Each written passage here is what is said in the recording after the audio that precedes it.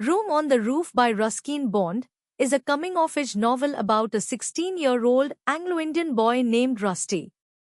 The story explores themes of identity, freedom, friendship, and the challenges of growing up.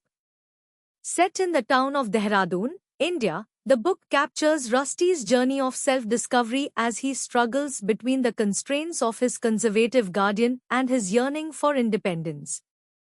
Rusty is an orphan Anglo-Indian boy living with his strict guardian, Mr. Harrison, in a European community in Dehradun.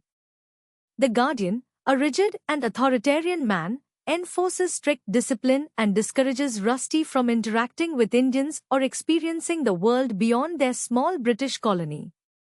Rusty's life is monotonous and controlled. He follows a rigid routine, wears formal clothes, and is expected to behave according to British customs. He is lonely, disconnected, and yearns for freedom.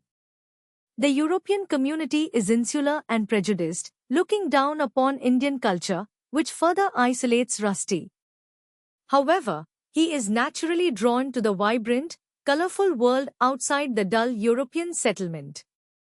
His only form of escape is through daydreaming and observing the bustling streets of the Indian bazaar from a distance. One day, Rusty gathers enough courage to break free from his monotonous life and explore the Indian side of the town. He meets a group of lively and friendly Indian boys, Somi, Ranbir, and Suri, who introduce him to the joys of Indian culture.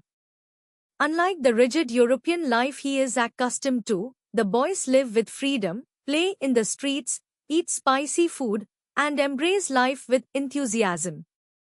Somi, the kindest of the group, becomes Rusty's closest friend. He introduces Rusty to Indian traditions, teaches him about Hindu festivals, and gives him a taste of the warmth and camaraderie he has never experienced before.